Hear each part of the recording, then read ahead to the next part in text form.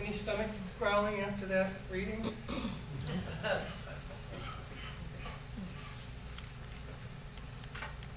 Hunger and thirst. I think when Jesus talks about it, it's something different from when the crowd asks about it. And yet, it's very clear in the Gospel of John that Jesus seems to have this real sympathy or compassion for the crowd that he doesn't seem to have quite so much for the group that he refers to as the Jews.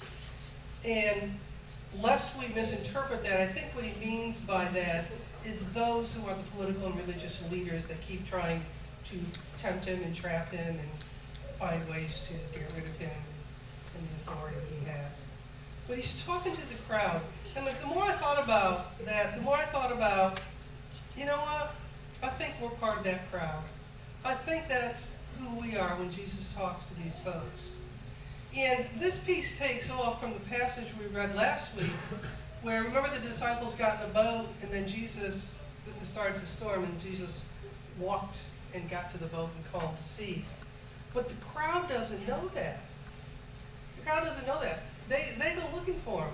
He last week was down in Tiberias, which is the southern end of the Sea of Galilee, and now this week he's up in Capernaum, which is the northern part of the sea. So they had to go looking for him. But there was some hunger in them that led them to go look for him. And so they do. And the crowd says to him, when they find him, Rabbi, when did you come here? They don't know when he got there. They had to find him. And sometimes I think we ask the same kinds of questions that the people in the crowd ask. When did you come here? And wherever you find yourself in the week, wherever you find yourself in a day, don't forget that you're not alone. That Jesus is with all of us. And I suppose each of us could be asking, when did you come here to be with me in my car accident? When did you come here to be with me when my colleague died so unexpectedly? When did you come here to be with me in the hospital? When did you come here to be with me when I'm at Wawa's just buying a sandwich doing nothing?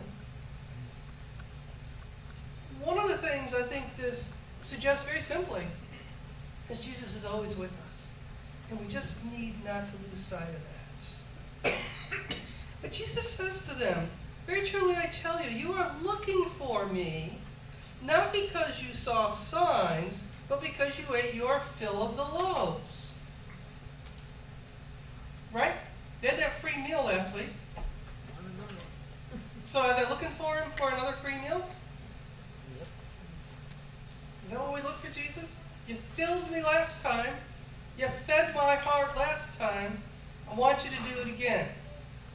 You know, there's something that we might be judgmental about when we hear that. You know, that we might get, yeah, here's people, they just want you for what you can give them. And sometimes we can feel like that ourselves, right? Whether we're at work or wherever we are. Some, you know, maybe it's a family issue. Sometimes we just kind of feel like somebody wants us for what we can give them. But even though he says that, his very next sentence does not suggest judgment. Remember what they called him when they asked him, when did you come here? They called him rabbi or teacher. And the very next sentence he says to them is part of what he's teaching them. And so he says to them, do not work for the food that perishes, but for the food that endures for eternal life, which the Son of Humanity will give you.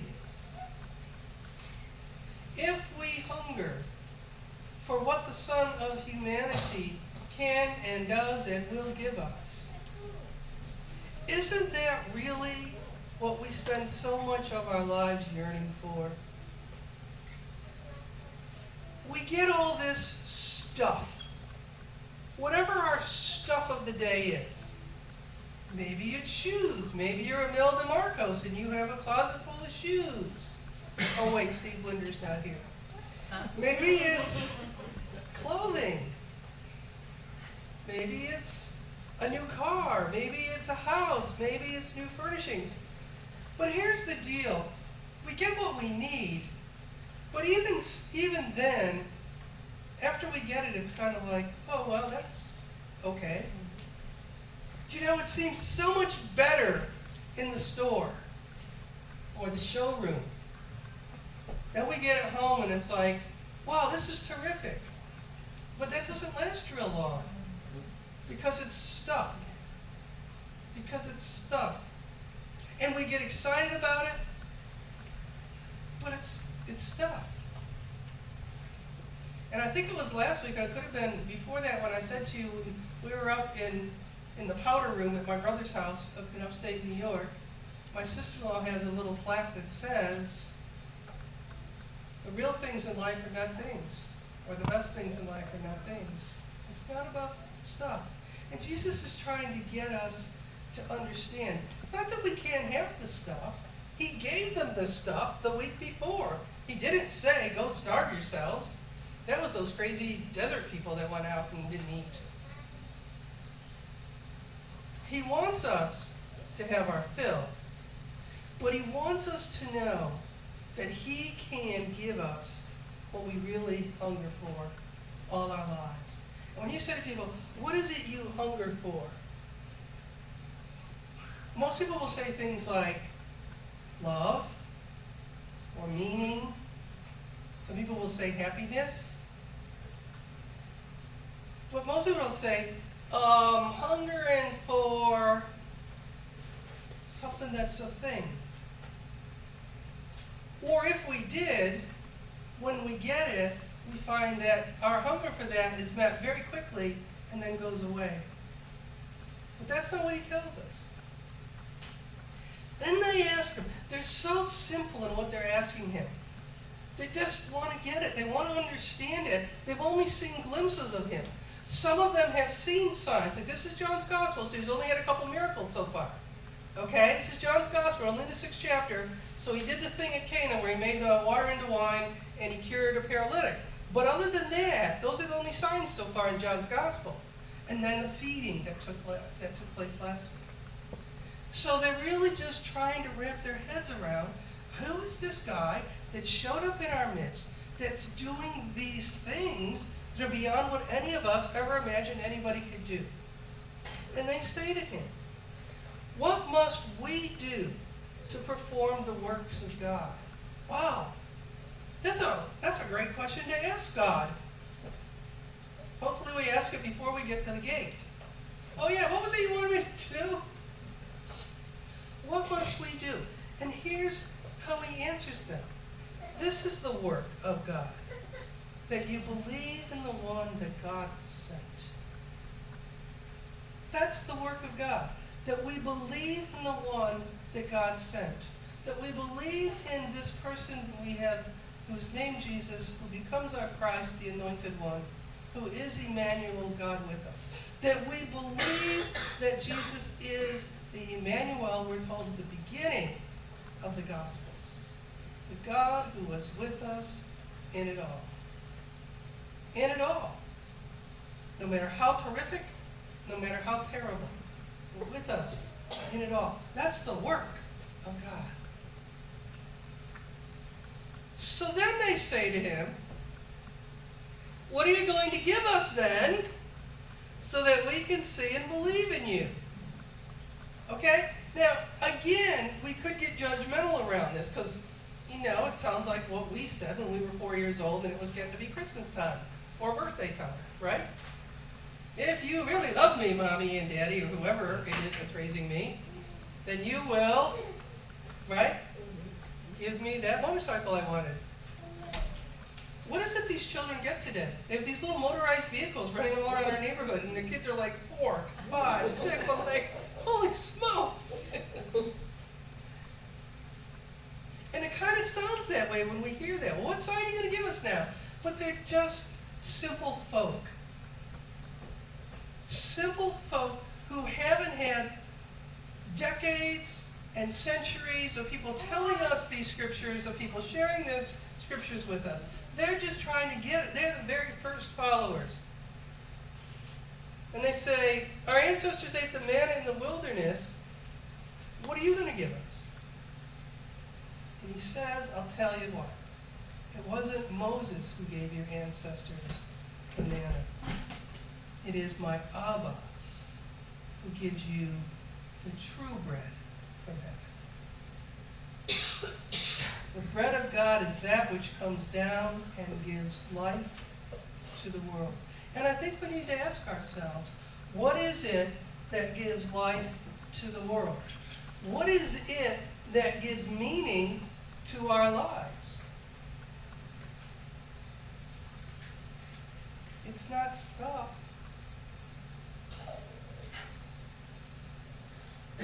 You know, I was driving into Tampa yesterday to attend a celebration of life. And on one of the neighbors' lawn before I got to the church where it was held, there was a yard sign, and it simply said, love your neighbor. Love your neighbor. That's all it said. Love your neighbor.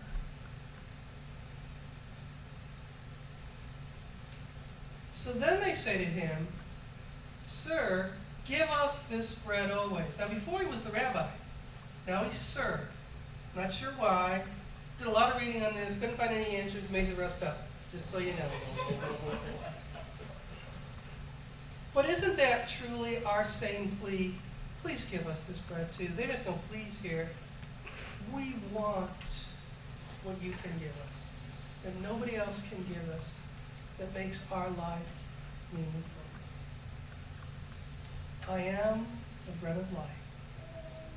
Whoever comes to me will never be hungry, and whoever believes in me will never be thirsty.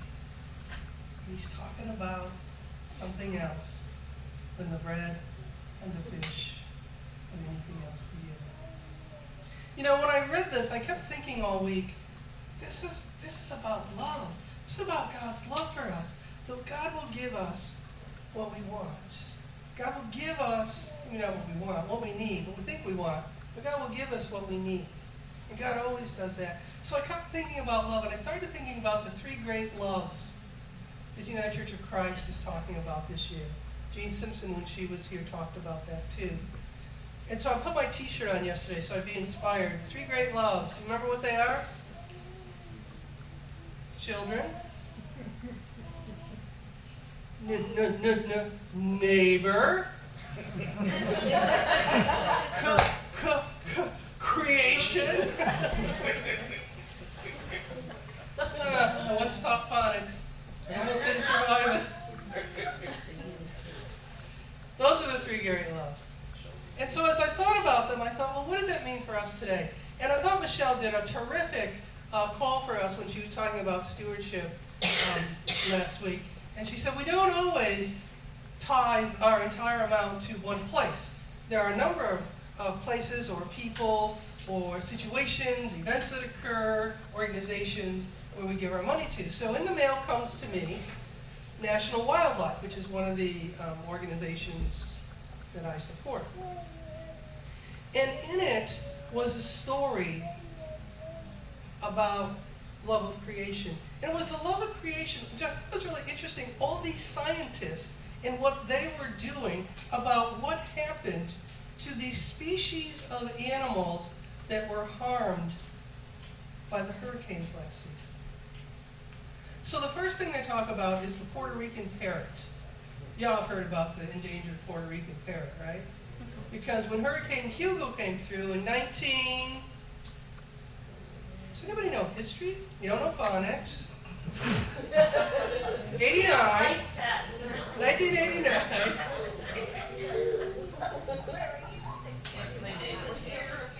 It came and destroyed like 50% of the parrot population. Then when the hurricanes came last year, it destroyed, there were like 2 cities that were kind of trying to keep this population of parrot alive in Puerto Rico. And one lost 90% of their parrots, and the other one lost 35% of their parrots. But they're trying to rebuild that population. As harmed as that country was, the folks there are worried about their parents. Now, then there's this state in the southern U.S. that has some endangered species. Perhaps you've heard of it. It's Florida. Very good, we got that one. Florida. And in the Keys last year with the hurricanes, remember that I went over Cudjoe Key, which is sort of a little bit south of the middle, but not a whole lot. The eye goes over, and we have these key deer. And there's something like 600 of them left, and they lost 21. But you know what the people did? They knew they had a storm surge down there. So they knew because of the storm surge, they're like these little pools of fresh water that the key deer would drink from. They were all polluted because of the storm surge with salt water. So they created new little, they called them holes or something, where they would put fresh water in it so that the key deer wouldn't be thirsty. They took care of the key deer. There's another endangered species down in the Keys called the marsh rabbit. Okay, the science teachers know about that, right, Heather? And what do we know about the marsh rabbit? Hurricane Irma. Do you know, here's one of the things I learned about. I didn't know this. They swim. Did you know? Have you ever seen rabbits swim? These rabbits can swim. That's one of the things that helps them. Hurricane Irma destroyed 92% and killed 92% of the marsh rabbits, and they're endangered. But the thing is, there's common folk, like, well, there's the scientists that wrote the magazine, and they're doing whatever scientists do. I don't know what they do. Heather can tell you later. But then there's just the common folk that go out and do what they can do to help the species that are endangered by the hurricane. There's a movement I just learned about, afoot, a movement afoot. Don't you like that expression? It sounds like a quoting Shakespeare. A movement afoot called the Season of Creation. And I mentioned this to Mary Zuba, and I said, what do you think about this? We're going to talk about this at today's council meeting. But the Season of Creation runs from September 1st to October 4th. October 4th is what, Megan Karen? The feast of St. Francis, right? The feast of St. Francis of Assisi, who's the, I don't know, patron saint of animals, right? So it runs just for those 4 or 5 weeks, and the whole point of it is that we will celebrate creation, grow in love of Creator and creation, unite in prayer and action for creation, on a journey to care for our common home. And I thought, wouldn't it be great if we participated in that in some way? So I'm going to invite you to think about, how might we participate in that? We're probably not going to take a bus trip down to the Keys, okay? As much as you'd like that, I get it. But can we do something on our land, of which we've been given a great deal, that we become the stewards of? There's something here we might want to do between September 1st and October 4th. We'll talk more about that later. So there's love of creation, and there's love of neighbor and love of children. And UCC sends out these newsletters all the time. I keep sending them to you. Does anybody read them? All right. But this one came out from the National Church, and it was about a church up in New York City called Judson Memorial Church. It's a UCC in the city, and one of their members is Jean Montreville. Jean Montreville was just deported to Haiti.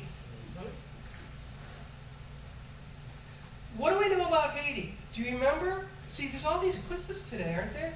Do you remember when Reverend Leslie was here? She had gone to Haiti, and what did she tell us about Haiti? She said, remember, they're trying to restore power to folks in Puerto Rico because of the hurricane? She said, most of the people of Haiti have no power to restore because there is no power. one of the poorest countries in the world, certainly in the Western Hemisphere. So that's where this person, he's a member of this UCC church in New York City, has been deported. He's left his children and wife are here. And the UCC put in the magazine a letter from Jamia, who's his 11-year-old daughter, and she writes this.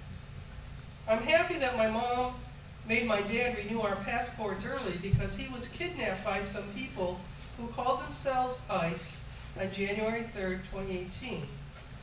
My mom tried her best to hide my dad's detention from me, but I knew something was wrong when his phone was going to voicemail. We went to the streets and protested and demanded my dad's release because it was wrong for them to take him away from us because of a broken retroactive law. My dad made a mistake when he was a kid like me. He was punished 30 years ago, and now he is punished again 30 years later. I will never get to enjoy a daddy-daughter dance like other children because my dad was deported on January 16, 2018 to Haiti, where he has no real family or friends. I miss my dad a lot and will do anything in this world to have him back with me. My mom and dad were great co-parents. Now she is stuck doing it all by herself. Kind of an interesting phrase, eh, right? My dad is a hardworking man. He tries his best to make me feel like he's fine, but I know he really isn't because he was taken away from his children. I'm praying for a positive outcome. I want my daddy back with me. Love of neighbor. So many of our neighbors, and I know if you've been watching the news, so many other examples. You people who are veterans probably saw the article yesterday and the day before that was on the news about the wife of a veteran who was also deported. So it's about loving our neighbor and caring for our neighbor, whoever that neighbor is. Maybe some of us, one of these days, will go on a UCC mission trip to Haiti. Probably most of us won't. But there's stuff right here in our own neighborhood where we take care of folks and we take care of children because we love our neighbor and we love our children. And if you were last week and you saw all the school supplies that were here that went to Minton Elementary, or if you were here at the beginning of July and saw all the toys that had been gathered for the kids at St. Joe's Children's Cancer Center in Tampa, you know how much this congregation loves children. It may seem like we've strayed from the bread of heaven thing, but we haven't. God gives us what we need.